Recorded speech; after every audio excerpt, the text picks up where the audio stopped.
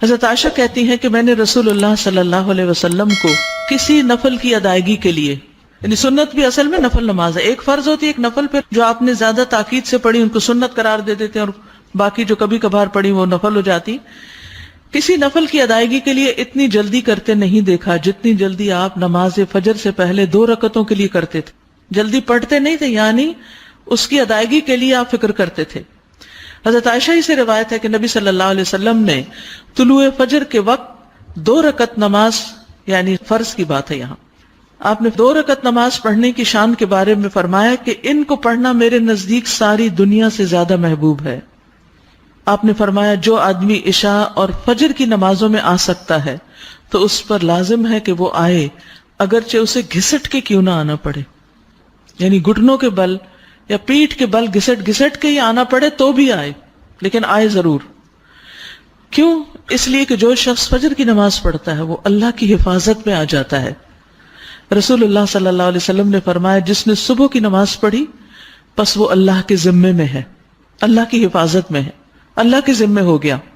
پس اللہ تم سے اپنی حفاظت کے بارے میں کسی چیز کا مطالبہ نہ کرے.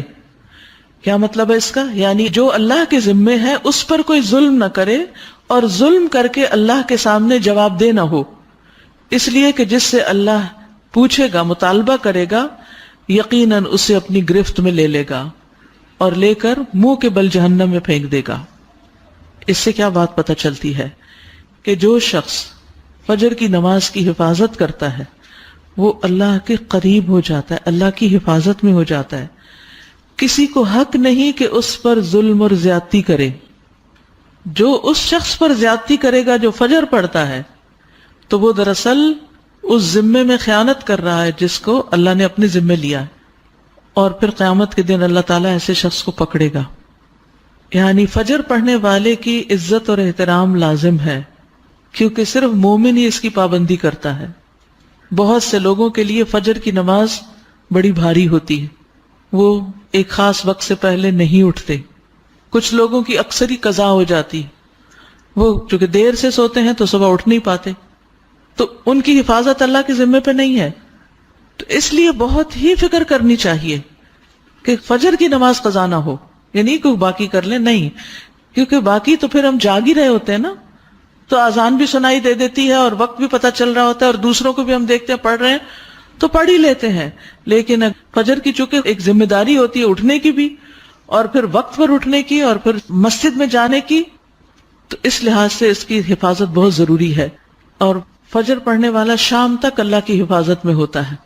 اس میں ایک واقعہ بھی آتا ہے احادیث کی کتابوں میں. عامش کہتے ہیں کہ سالم بن عبداللہ بن عمر، ابن عمر کے کیا لگے؟ بیٹے، اور حضرت عمر کے پوتے، یہ حجاج کے پاس بیٹھے ہوئے تھے. حجاج کے بارے میں سب جانتے ہیں کہ بہت ظلم کرتا تھا. تو حجاج نے ان سے کہا اٹھو اور فلاں آدمی کی گردن مار دو. تو سالم نے تلوار اٹھا لی کیونکہ اس کا حکم تھا مارنے کا، اور اس آدمی کو پکڑا اور محل کے دروازے کی طرف چل پڑا. تو ان کے والد ابن عمر نے ان کو دیکھ لیا جب وہ اس آدمی کو باہر لے کے جا رہے تھے. تو انہوں نے کہا کہ کیا یہ واقعی ایسا کرنے جا رہا ہے؟ انہوں نے 2-3 بار یہ بات دہرائی. پھر باہر لا کر سالم نے اس سے پوچھا کیا تم نے فجر کی نماز پڑھی ہے؟ یعنی جس کو مارنے کا حکم تھا، کہا تم نے فجر کی نماز پڑھی ہے؟ اس نے کہا ہاں. سالم نے کہا پھر تم جس راستے سے جانا چاہتے ہو چلے جاؤ. اور وہ واپس آئے اور تلوار پھینک دی. حجاج نے ان سے پوچھا کیا تم نے اس کی گردن اڑا دی؟ انہوں نے جواب دیا نہیں. حجاج نے پوچھا کیوں؟ سالم نے جواب دیا میں نے اپنے والد کو یہ کہتے ہوئے سنا ہے کہ رسول اللہ صلی اللہ علیہ وسلم نے فرمایا جس نے فجر کی نماز ادا کی وہ اللہ کی حفاظت میں ہے یہاں تک کہ شام ہو جائے. تو ان کے والد نے ان سے کہا کہ سمجھدار رہو، میں نے تمہارا نام اسی لیے سالم رکھا کہ تم سلامت رہو، یعنی اللہ کے ذمے کے اندر خیانت نہ کرو. تو بہرحال اس سے یہ پتہ چلتا ہے کہ انسان سے بڑے بڑے حادثے، بڑی بڑی مصیبتیں ٹل جاتی ہیں جب وہ فجر کی نماز کی حفاظت کرتا ہے. اب تو الحمدللہ ہر شخص کے موبائل پر الارم ہوتا ہے اور موبائل ہر شخص کے سرہانے ہوتا ہے، تو کوئی بھی یہ نہیں کہہ سکتا کہ میں صبح نہیں اٹھ پایا. 1 نہیں 2 3 الارم لگا لیں، 5 منٹ کے وقفے پہ رکھ لیں اس کو، کیونکہ جو شخص یہ 2 نمازیں پڑھے گا، بخاری میں آتا ہے، وہ جنت میں داخل ہوگا. ایک اور روایت میں آتا ہے وہ آدمی ہرگز دوزخ میں نہیں جائے گا جس نے سورج نکلنے سے پہلے اور سورج کے غروب ہونے سے پہلے نماز پڑھی، یعنی فجر اور عصر کی.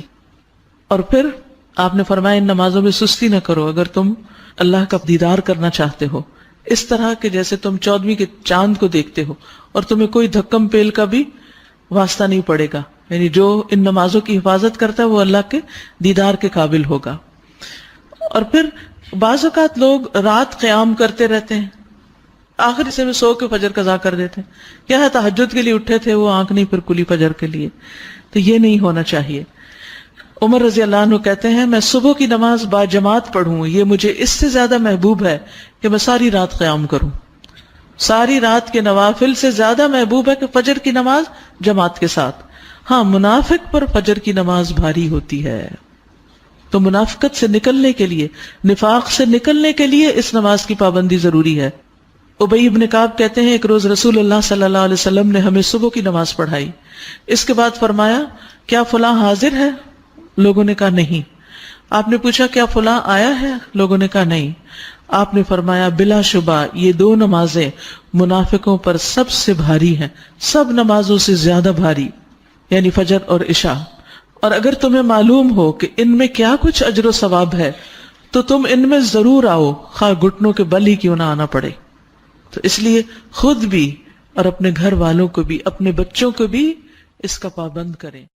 سبحانک اللہم و بحمدک اشہد ان لا الہ الا انت استغفرک.